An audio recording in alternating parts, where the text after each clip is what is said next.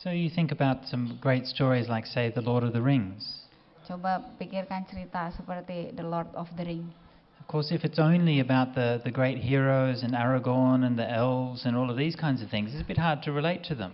Jadi kalau ada yang nonton Lord of the Ring, kalau yang diceritakan cuman pahlawannya doang, Aragorn gitu, kita semua kan nggak sempurna seperti si Aragorn, jadi sulit untuk mengerti ceritanya. But everybody can relate to Sam. Tapi semuanya bisa connect sama Sam. Who's Sam? Is it the Hobbit? Sam Gamgee. Saya nggak tahu siapa Sam Gamgee. I assumed everyone would know the story. Anyway, most people are nodding, so they seem to know it. So Ananda is like the Sam Gamgee of this story. Ananda itu seperti Sam Gamgee dalam cerita Lord of the Ring. He's very devoted. He's always following the Buddha. Dia selalu mengikuti dan setia kepada Sang Buddha. And he's not perfect. He doesn't get everything right. Dan dia tidak sempurna karena tidak selalu mengerjakan segalanya dengan benar. But he's got such a big heart. Tapi dia punya hati yang besar. So you can really feel that human dimension of the Buddha's life which is coming through. Sehingga kita dapat merasakan sisi kemanusiaan dari Sang Buddha. Okay, so when Ananda had gone away, Mara, the evil one, approached the Blessed One. Standing to one side, he spoke to the Blessed One, saying, "Now, Bhante, let the Blessed One come to his final passing away. Let the happy one finally pass away. The time has come for the Parinibbana of the Buddha." Dan ketika Yang Mulia Ananda telah pergi, maka Mara, si yang orang jahat, makhluk jahat ini mendekati Sang Bagawa, berdiri pada satu sisi dan mengatakan kepada Sang Buddha, "Sekarang Sang Bagawa adalah waktu Sang Bagawa untuk meninggal dunia, dan semoga yang bahagia dapat meninggal dunia, dan inilah waktunya telah tiba untuk parinibbana dari Sang Bagawa." This next part is very interesting, and Mara goes on, "For the Blessed One, Bhante, spoke these words to me. I shall not come to my final nibbana, evil one, until my bhikkhus, bhikkhunis, laymen and laywomen have come to be true disciples, wise, well-disciplined, apt and learned, preservers of the Dharma, living according to the Dharma, abiding by the appropriate conduct, and having learnt the Buddha's words, they're able to expound it, to teach it, to proclaim it, establish it, reveal it, and explain it in detail, and make it clear, until when different opinions arise, they're able to refute them thoroughly and well, and to preach this convincing and liberating Dharma." Dan untuk ini Sang Bagawa mengatakan hal tersebut kepada sayanya di sini marah, bahwa saya tidak akan meninggal dunia sampai para biku dan bikuni, juga para umat awam laki-laki maupun perempuan telah menjadi murid yang sebenarnya, bijaksana, disiplin, terpelajar dan ingin mempelajari sesuatu dengan benar, mempertahankan Dhamma dan hidup sesuai dengan Dhamma, selalu melakukan abiding by appropriate conduct, is it doing sila? Melakukan sila, dan setelah mempelajari kata-kata yang diajarkan oleh Sang Bagawa yang demikian dibabarkan dengan sempurna, menemukan telah ditujukan, dijelaskan secara mendetil, demikian jelasnya sampai beberapa pendapat yang saling bertentangan pun dapat dijelaskan dengan baik. Jadi tidak ada lagi pertentangan, dan semua ini telah dibabarkan sehingga begitu meyakinkan dan memberikan Dhamma yang membebaskan. And Mara continued, and now Bhante, the bhikkhus, the bhikkhunis, the laymen have become the Blessed One's disciples in just this way. So Bhante, let the Blessed One come to his final nibbana. The time has come for the parinibbana of the Buddha. Jadi Mara sekarang mengatakan kepada Sang Buddha, dan sekarang Sang Bagawa, semua biku, bikuni, bahkan umat awam laki perempuan sudah seperti yang Sang Bagawa inginkan. Oleh karena itu Sang Bagawa, inilah saatnya Sang Bagawa untuk meninggal. Inilah saat yang tepat yang telah datang bagi Sang Bagawa untuk parinibbana. And the Mara goes on, saying that the Buddha told him that I shall not come to my final parinibbana until this holy life, until this religious teaching, this Buddhism, taught by me has become successful, prosperous, renowned, popular and widespread until it's well proclaimed among gods and men. And this too has come to pass, so now let it be the time for the parinibbana of the Buddha. Jadi Mara juga mengatakan bahwa Sang Bhagawa telah mengatakan hal ini kepada Mara, bahwa Sang Bhagawa tidak akan meninggal sampai kehidupan suci ini yang dia ajarkan telah sukses dan prosper itu terus maju, sehingga dikenal banyak orang, populer dan tersebar luas sampai menjangkau manusia dan dewa.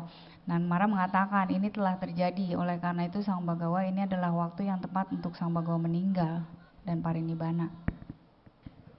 When this was said, the Buddha said to Mara, the evil one, "Do not trouble yourself, evil one. Before long, the parinibbana of the Tathagata will come to pass. 3 months from now, the Tathagata will finally pass away." Dan ketika ini dikatakan, Sang Bhagawa mengatakan kepada Mara, tidak perlu menyusahkan diri kamu sendiri. Belum lama dari ini nanti parinibbana dari Sang Tathagata akan datang. Dalam 3 bulan Tathagata akan meninggal dunia. So then at the Chapala shrine, the Blessed One, thus mindfully and clearly comprehending, renounced his will to live. And when the Buddha did so, there came a tremendous earthquake, dreadful and astonishing, and thunder rolled across the heavens. The Blessed One beheld it with understanding and made the following solemn saying. Dan pada saat itu di tempat pemujaan Kapala, Sang Bhagawa secara sadar, mindful, memahami dengan jelas, telah meninggalkan keinginannya untuk tetap hidup. Dan pada saat Sang Bhagawa memiliki keinginan itu, meninggalkan keinginannya untuk hidup, maka ada gempa bumi yang besar, kemudian ada gemuruh dari thunder itu apa sih, kilat, guntur dari surga, dan Sang Bhagawa melihatnya dengan penuh pengertian dan membuat pernyataan sebagai berikut. So he said then this verses, and the verse in the translation actually is a bit difficult to understand, and the reason for that is because the Pali is actually very difficult to understand.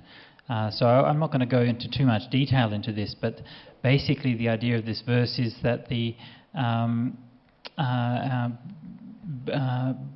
Buddha has now broken asunder all of the conditions of life, the bhava sankhara. He's renounced all of those things which are leading to future rebirth. Concentrated inside, he has made an end of rebirth, just like he was breaking a chain of like a suit of arms. Like a suit of arms, he was breaking over like the armor. Ini katanya terjemahannya sangat sulit karena dari palinya sendiri udah sangat sulit. Ini seperti Sang Buddha telah mematahkan chain, itu rantai suit of arm. Itu biasanya kalau zaman dulu orang suka pakai baju yang dari metal gitu. Jadi dia bisa memecahkan, memutuskan rantai tersebut. So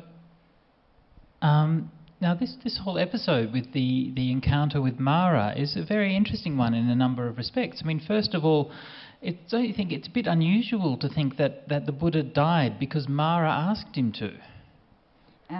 Peristiwa ini sangat ganjil sebenarnya, karena sepertinya Sang Bhagawa itu meninggal karena Mara yang memintanya. I mean, every other time when the Buddha has an encounter with Mara, he always defeats Mara, but this time he says, "All right, if you want me to die, I'll die." Biasanya kalau Buddha bertemu dengan Mara, Buddha selalu mengalahkan Mara. Tapi dalam peristiwa ini, waktu Mara mengatakan, Buddha tolonglah meninggal, maksudnya Buddha langsung terima, oke lah, saya meninggal. It's also interesting that they're referring to an earlier conversation. Dan ini refer itu merujuk ke percakapan yang lebih awal. Now, a bit later on we find out that earlier conversation actually took place shortly after the Buddha became enlightened. Dan nanti kita bisa lihat di belakang sutta bahwa percakapan itu terjadi nggak berapa lama setelah Buddha mencapai pencerahan. And a curious detail is that if we look in the Pali scriptures for the story after the Buddha became enlightened, there actually is a number of places where the Buddha has an encounter with Mara, but there's none where he has that particular conversation. Jadi kalau nanti kita lihat di dalam teks Palinya, ada beberapa tempat di mana Sang Bhagawa memiliki percakapan dengan Mara, tapi bukan percakapan yang tadi. However, if we look in the Sanskrit scripture that tells the story after the Buddha became awakened, we do find this episode in the Sanskrit. Namun dalam teks Sanskrit berbeda dengan teks Pali, percakapan ini ditemukan. Jadi kalau teks yang Pali nggak ada, tapi teks Sanskritnya ada. Begitu Buddha mencapai pencerahan, percakapan ini sudah terjadi dengan Mara. So I'm not quite sure why that is. Perhaps that passage was lost from the Pali scripture somehow. Bante nggak tahu kenapa itu terjadi. Mungkin karena teksnya itu hilang yang di versi Palinya. In any case, the most important thing is that in all of the traditions there's this memory that the Buddha is very strongly and emphatically declaring that he will not pass away. And please notice what he says, until the bhikkhus, bhikkhunis, laymen and laywomen are well established. Jadi dalam semua tradisi ya, Buddha telah menyatakan dengan keras bahwa dia tidak akan meninggal sampai yang tadi kondisi bhikkhu-bhikkhuninya seperti yang beliau inginkan. And that statement is seems somewhat incongruous when it's compared with the traditional story of the origins of the Bhikkhuni Sangha. Nah ini sangat kontras sekali dengan bagaimana Sangha Bhikkhuni itu dimulai. Because according to the traditional account, when the Buddha's stepmother Maha Parinibbana comes to the Buddha to ask to be ordained as a bhikkhuni, the Buddha seems to be very reluctant to ordain her. Karena waktu saat Maha Parinibbana meminta Buddha untuk diperkenankan membuat Sangha Bhikkhuni, Buddha sepertinya tidak begitu antusias agar Sangha Bhikkhuni ini berdiri. And yet we've heard here that he's already got the intention, even after his enlightenment, to set up the Bhikkhuni Sangha. Namun ini kontras dengan apa yang tersirat dalam teksnya, karena begitu Buddha mencapai pencerahan, sebenarnya Buddha sudah antusias akan mendirikan Sangha Bhikkhuni. So, I mean, how you consider this? I mean, the texts are as they are, and it's up to us to see how we can interpret them in a plausible way. Jadi ini bagaimana kita melihatnya dan menginterpretasikan teks tersebut, karena teksnya memang udah begitu. I don't want to go into too much detail, but for this and for many other reasons, actually I think that the traditional story of the establishing of the Bhikkhuni order from the request of Maha Parinibbana, I believe is not actually the story of the founding of the Bhikkhuni order. I think it simply was originally meant to be the story of Maha Parinibbana's ordination. Sebenarnya mungkin cerita tentang bagaimana asal muasalnya Sangha Bhikkhuni, di mana pada saat itu Maha Parinibbana meminta kepada Sang Buddha, itu bukan asal muasal Sangha Bhikkhuni, tapi itu lebih kepada pentabisan si Maha Parinibbana itu sendiri, bukan dilihat sebagai Sangha Bhikkhuninya. And I don't think that the Buddha was reluctant or cautious to establish the Bhikkhuni Sangha. I think he was reluctant to ordain Maha Parinibbana. Jadi kita di sini Bante menginterpretasikannya sebagai bukan Buddha nggak begitu berkenan mendirikan Sangha Bhikkhuni, tapi nggak begitu berkenan mentabiskan Maha Parinibbana sebagai bhikkhuni. Because Maha Parinibbana, like many of the Sakyan family, was very proud. Karena Maha Parinibbana itu adalah suku ningrat di Sakya di Kapilawatu, Kapilawatu. Sehingga dia punya rasa sombong yang luar biasa. She was very attached to the Buddha as her own son. Dia sangat terikat kepada Buddha sebagai anaknya. And she was a queen. Dan dia adalah seorang ratu. So I think that the Buddha was, concerned of that she might be disruptive in the sangha. Jadi Buddha khawatir bahwa ia akan mengacaukan sangha. So I think the reservations which we find in that passage are really reservations about Maha Parinibbana and not reservations about the bhikkhunis. Jadi kalau kita lihat di teks itu, sebenarnya keengganan Buddha itu bukan terhadap sangha bhikkhuninya, tapi terhadap Maha Parinibbana.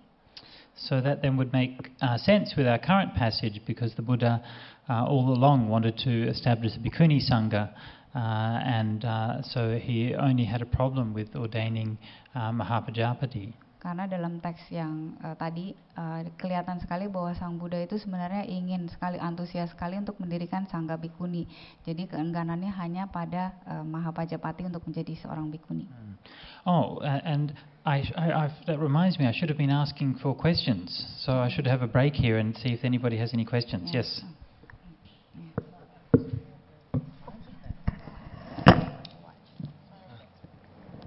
Yeah, thank you, Bante.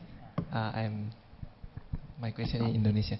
Apakah Ananda kemarin, dalam cerita kemarin itu, sudah mencapai Sotapanna? Itu yang paling pertama. Yang kedua, pada saat penabisan Maha Parinibbana Gotami, apakah sebelumnya Maha Parinibbana sudah mencapai Sotapanna juga? Okay, he asked, from yesterday's story, has Ananda attained a Sotapanna yet? Yes, he's already a Sotapanna. Ya, udah Sotapanna. And then he has another question. When sebelum diorden atau sesudah? Sebelum diorden. Okay, before Maha Parinibbana was ordained, has she already attained a Sotapanna? The text is not entirely clear on that point of whether she's attained a stream enterer or not when she's ordained. Yeah. Teksnya nggak menjelaskan dengan jelas. She's described as being having 5 precepts and 3 refuges and these kinds of things, but there's some inconsistency in the different versions of the story about whether she's actually a stream enterer already. But certainly in some versions of it, she's said to be a Sotapanna. Jadi dalam beberapa versinya itu nggak konsisten. Jadi ada versi yang mengatakan bahwa beliau sudah Sotapanna, tapi ada versi lainnya yang hanya menyebutkan bahwa beliau menjaga 5 silanya dengan baik, tapi nggak disebutkan apakah sudah Sotapanna atau belum. Okay. Thank you, Bante.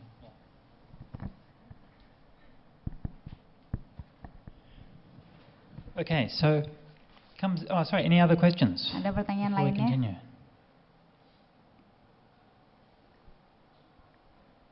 Yeah, go on.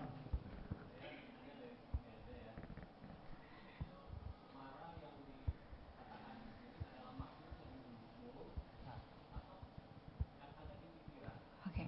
The Mara which come up here is really like a living being, a creature, or is it just the mind? Mara in the mind? Is Mara a living creature, or is it just Mara of the mind? Well, all I can say is that it's a story. Bante cuma bisa mengatakan bahwa ini adalah cerita. So what we have before us is a story. What the reality was, I don't know. Jadi cuma bisa menyebutkan ini itu cerita, realita yang sebenarnya, kenyataan yang sebenarnya Bante nggak tahu. But one thing to remember in the Buddhist tradition is that whatever beings there are, whatever kind of rebirth that one takes, that rebirth is taken because of the mind. Namun kita perlu ingat bahwa dalam tradisi Buddhis, makhluk apapun juga kalau dia dilahirkan kembali itu semua adalah karena pikiran. So the difference between the Mara inside and the Mara outside is perhaps not as clear as one might think. Jadi perbedaan Mara yang ada di dalam maupun yang ada di luar itu tidak bisa dibilang bedanya itu jelas, nggak begitu jelas. I mean, obviously, when you have a story and Mara is depicted as having a conversation with the Buddha, then the authors of the story were not intending us to think that the Buddha was really deluded. Jadi kalau ada percakapan antara Mara dan Sang Buddha, yang siapapun yang menceritakan ini tidak ingin kita punya image bahwa Buddha itu lagi delusi, lagi nggak waras ya. So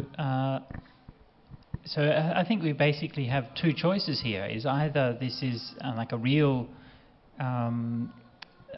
Mara, real Deva, and a real conversation that the Buddha is having, or else it's a device, a narrative convention which the storytellers are using in order to create drama and to bring out and make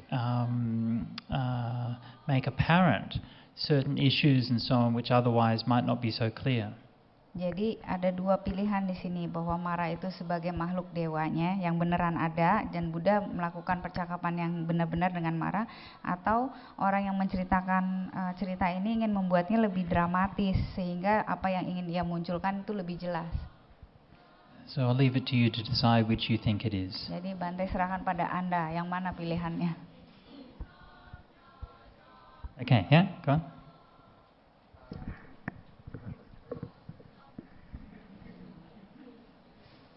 Ya, di di tentang sang habikuni dikatakan kalau itu berlaku 100 tahun sejak itu. Dan di winaya berlaku 100 tahun sejak itu sampai Sejak itunya sejak kapan? Sejak penabisan kayaknya. Penabisan. Nah, ini justru yang ingin saya tanyakan. Dan itu dilakukan seumur hidupnya. Nah, ini saya agak bias. 100 tahun sejak itu saya agak bingung. Apakah itu cuma berlaku 100 tahun atau interpretasinya adalah walaupun si bikuni itu hidup sampai 100 tahun atau bagaimana? Winayanya berlaku hanya untuk 100 tahun setelah pentabisan. Atau saya nggak tahu. Justru itu yang saya mau tanya. Winaya untuk para bikuni. Ya. Yeah.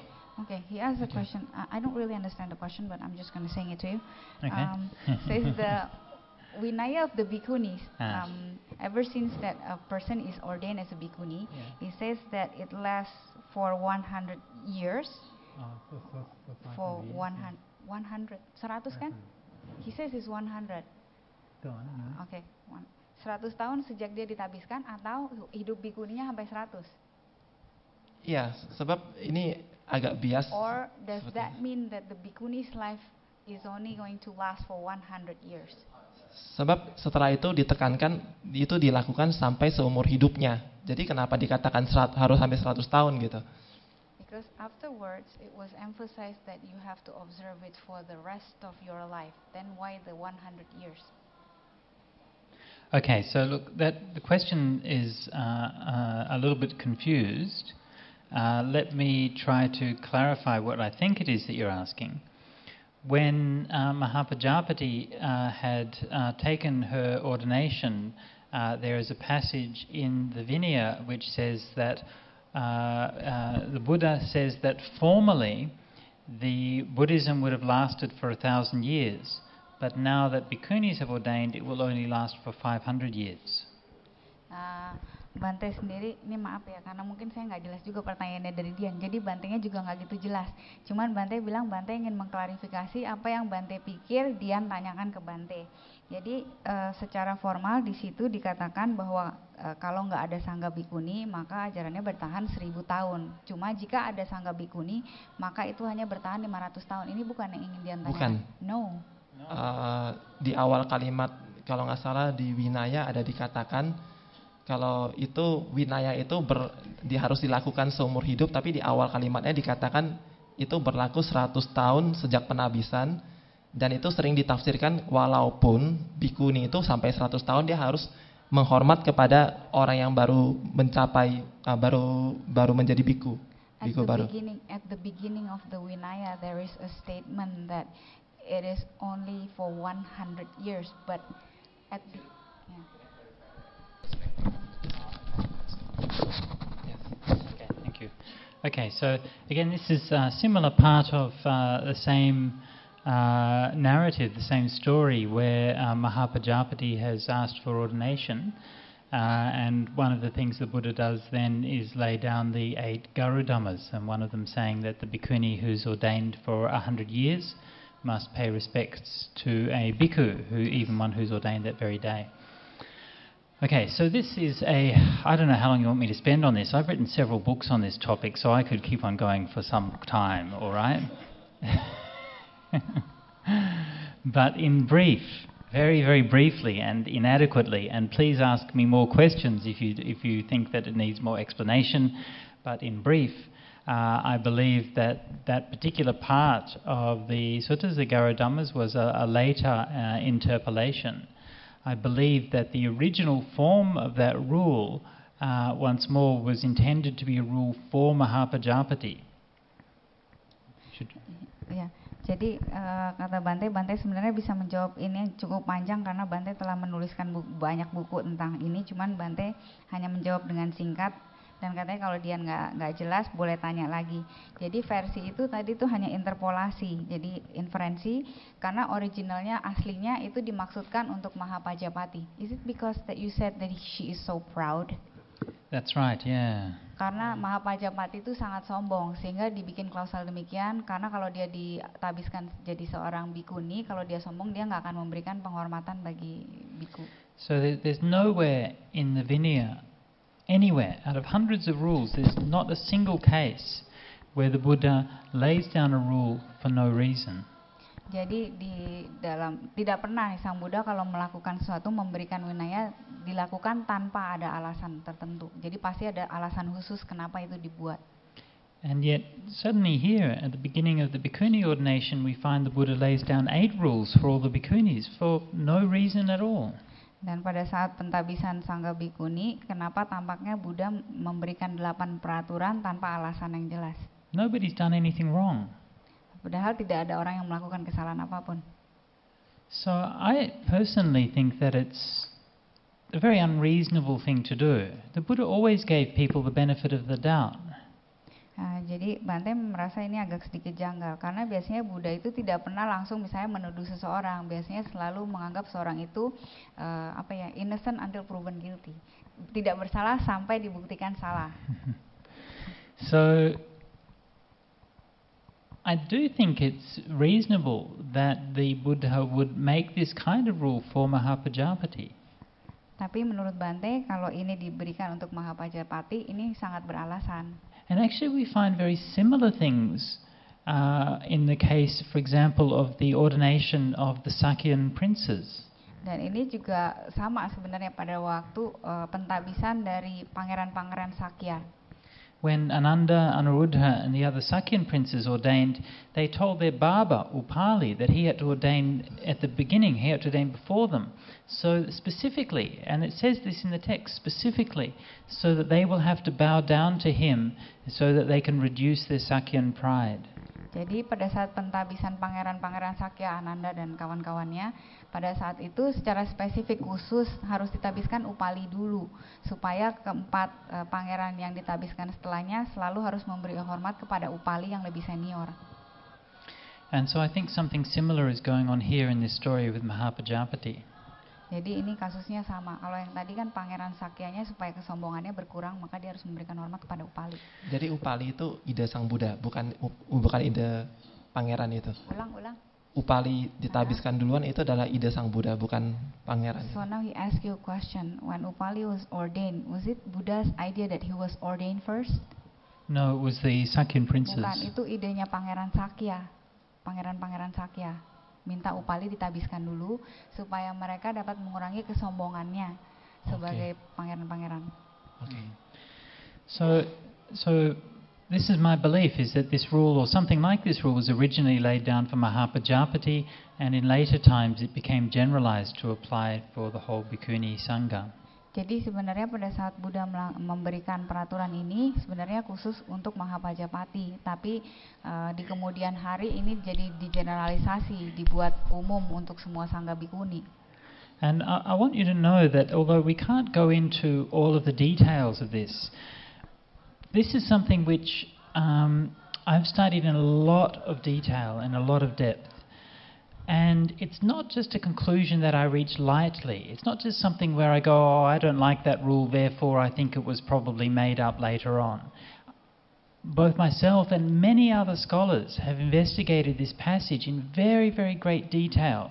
And there are many, many, many textual problems with that whole story of the ordination of Maha Pajapati. Jadi Bante mengatakan ini karena Bante telah mempelajarinya secara mendalam dan secara mendetail, dan Bante membuat kesimpulan konklusi bukan karena Bante nggak suka sama idenya, tetapi karena banyak juga para sarjana yang udah melihat bahwa banyak teks yang tentang tadi ordination dari Maha Pajapati itu ada masalah. And these are quite objective findings that you can study through textual criticism. it's not like most suttas and most passages. You don't find these kinds of problems, inconsistencies, anachronisms, and all of these kinds of difficulties. But in that story of Maha Parinibbana, you find them all the time. Jadi kata Bante, tidak seperti yang lainnya. Biasanya antara satu versi dengan yang versi lainnya ini nggak banyak inkonsistensi, jadi nggak kesamaan. Cuman khusus untuk yang ini doang, yang Maha Parinibbana ini yang banyak masalah dan banyak yang inkonsisten antara satu versi dengan versi-versi yang lainnya. I'll just give you one example of what I'm talking about. Bante akan memberikan satu contoh yang Bante maksud apa. In the 8 Garudhammas, when the Buddha lays them down for Maha Parinibbana, one of those rules is it says that a bhikkhuni, or a trainee, what they call a sikhamana, must train in the 2 years in the 6 rules before taking the full ordination before both sanghas. Salah satunya adalah seorang sikamana. Jadi orang yang mau menjadi bhikkhuni untuk harus melatih dirinya terhadap 6 aturan yang tadi dibabarkan oleh Sang Bhagawa selama 2 tahun sebelum boleh ditabiskan. But that's quite impossible. Tapi itu agak sedikit mustahil. I mean, for a start, you can't take ordination in front of the twofold sangha because the twofold sangha doesn't exist yet. Pertama, nggak bisa ditabiskan. What is a twofold sangha? Bhikkhu and bhikkhuni. Nggak bisa ditabiskan di depan 2 jenis sangha, bhikkhu dan bhikkhuni. At that time, only the bhikkhu sangha existed. Pada saat itu cuma ada sangha bhikkhu yang ada, belum ada sangha bhikkhuni. Even later, after the Buddha had established the Bhikkhuni Sangha, in the initial stages he made the ordination for the bhikkhunis from the bhikkhus alone. So the monks gave the ordinations for the nuns. Jadi pada saat sangha bhikkhuni belum ada, kalau kita lihat sejarahnya, bhikkhuni itu yang tabis adalah sangha bhikkhu, bukan sangha bhikkhuni. And then later on, we hear the story about how the ordination in front of bhikkhus and bhikkhunis evolved. Dan kemudian kita bisa mendengarnya bahwa berkembang bahwa sangha bhikkhuni itu harus ditabiskan di depan sangha bhikkhu dan sangha bhikkhuni. And similarly, we hear how this stage of the sikhamana, the trainee, originally there wasn't any sikhamana, there wasn't any trainee, and later on it became established for various reasons. Dan sebelumnya juga tidak pernah ada ini yang disebut sikhamana, orang yang harus melatih dirinya sebelum boleh jadi bhikkhuni. Tapi sekarang kita ada peraturan seperti itu.